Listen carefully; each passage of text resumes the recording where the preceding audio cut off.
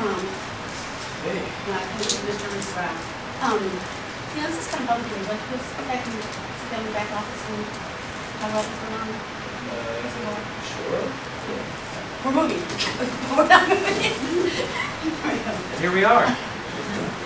Okay, so Mr. Risbrow was, he was doing a lot of talking, but what happened? Did you want to take it to us? Yeah, but yes, he came down here. You know, I tried to explain to him that I could not fill a prescription without your signature, you know, as is the policy.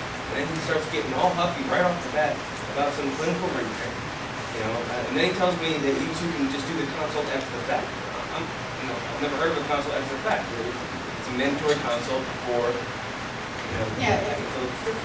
Okay, so you're aware that we built this policy to protect our patients. Absolutely. Against the goal and stuff. Yeah. And it sounds like you were trying to maintain your license, and there was some kind of a, I'm a little confused. It sounds like you called me about the issue. Is there something that maybe I can do something? No, I mean, you know, I tried to give him a courtesy to let him know, just because Mr. Jacobs was in a lot of pain. So I called, you know, just to let him know, look, you may not be aware, but I can't fill a prescription without the signature because this is a mandatory consult. You know, I didn't even get any of that out before he was like, oh, I'm coming down. You know, every time I tried to explain to him, he cut me off on the phone, and then he shows up. I assumed he showed up just because, you know, he wanted to correct me. But he didn't. He showed up, and then he wanted to argue with me, and he started yelling at me in the pharmacy in front of Mr. Jacobs when I was just trying to follow a procedure. It was uncomfortable. You know, it shouldn't happen. I'm just trying to do the right thing. You know, Mr. Jacobs needs medication.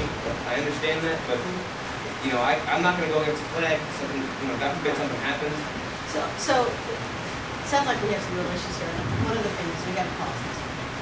Do you have I'm trying to get some ways where we make sure we get a policy there that you're protected and not so vulnerable, and that maybe you're really looking at this person needs, or maybe there's miscommunication. What do you think is the difference between Well, so the first thing we need to address is this has happened before. You know, he gets very angry, he throws his weight around, you know, comes in here yelling at me. I think he should be written up for how he acted when he made a scene in front of the vet. You don't do that. You know, I was trying to help him out and be courteous, and absolutely not.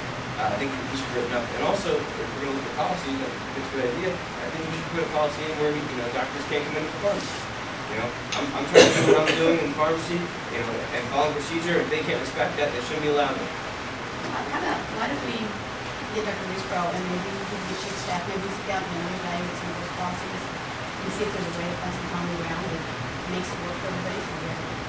Not just the enforcement of the rules to protect patient safety, but this communication, you know, and who can do stuff and clarify that. You know, I'd like to see the policy put in place, so whatever you can do that. I don't think Risbrow's going to agree, because why would he agree? You know, he wants full access to everything. Well, and maybe if we're looking at patient safety, maybe we'll put on that thing that we're talking together, as opposed to so much his attitude or the rules related to patient safety. I was looking at patient safety too. Audrey. Yes. You're calling in. How are you? Yeah, fine. Have a chair over here. Okay. I wanted to talk to you. I was hoping to speak more privately. Just a moment. Follow up. Sure. No, I'll just fire back in. No problem. Yes, concerning your employee Tom, we touched on this earlier, but this whole situation with the flag. And you know the situation that I had ordered the flag, and we got the evidence in. They gave it this morning. I guess it's not in the system yet. So he has an issue. He should be calling you. But that's the policy. He's the pharmacist for the chief. He calls me in the middle of a full waiting room. I have to make the time and the energy to come here and try and resolve this, and then he gives me all kinds of attitude. The whole thing blows out of proportion. Becomes an argument in front of the patient, which nobody wants, and then we're sending Jacobs home without his medication. So it's a lose situation, and I think Tom needs to be reprimanded and in my opinion, demoted to Farm 2. Well, and I empathize with where you're coming from now, because we're looking for patient safety. Absolutely. And it sounds like, you pull out a funny, I guess, otherwise I'm going to that it happened. Well, he called me. He didn't call you, he called me. He eventually called you. Yes. After he wasn't listening to what I said, give the man his medication. But, without that, you do realize that, I was going to have to write by our standards, this is a flag, so we have to call it for Well, the way it's okay, written right so now. if he called me in, then I would have to call you, but he could have called you directly. He could. So we what need to we- get that red flag out of the system, and I'm trying to get this man home.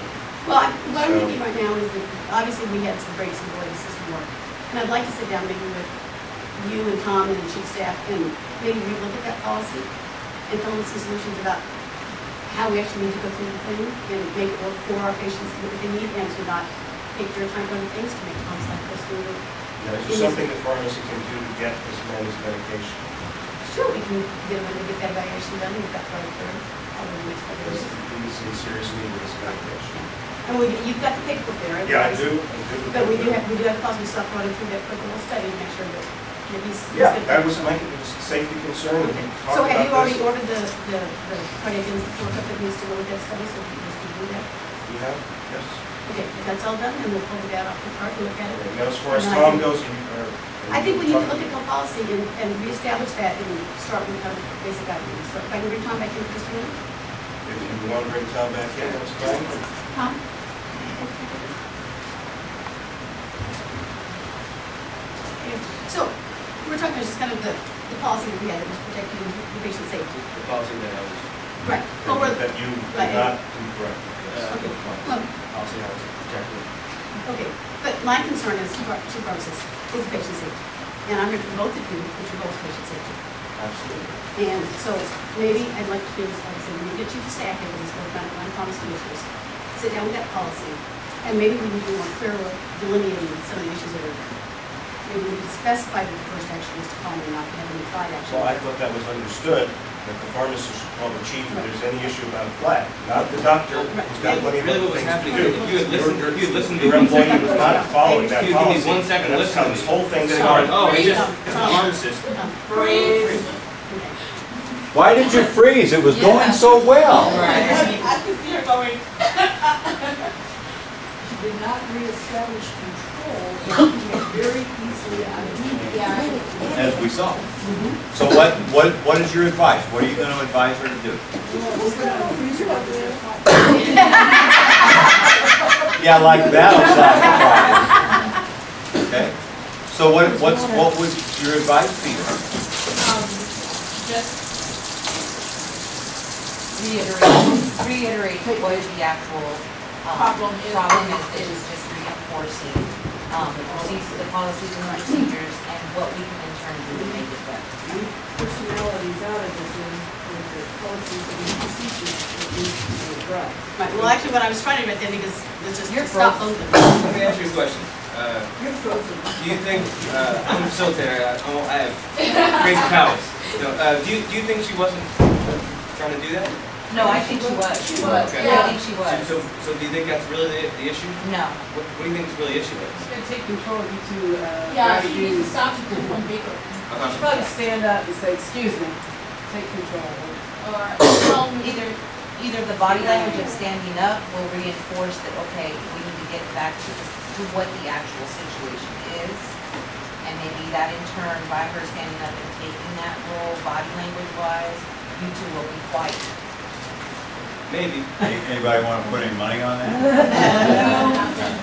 I think possibly. I think the Say pharmacist it would, would. the doctor Yeah, would. I was setting up would work, just to basically, call you on your, doctors, stop arguing, this is, patient safety, not personality problem, or, I don't know.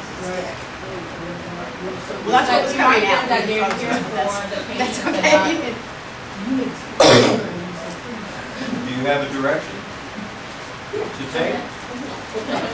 Are you ready to go again? Okay, we'll try it. Okay. Tom? So the point was basically that you, Point I'm is that you were not on the following the phone trying to give you procedure, one and simple your chief thing, should be trying to do you a following courtesy, okay? I'm trying to pay you respect, Gentlemen, and you're not gentlemen. respecting me at all in turn. Respect. That's what it goes back to, yes. Just give me a second, okay, here.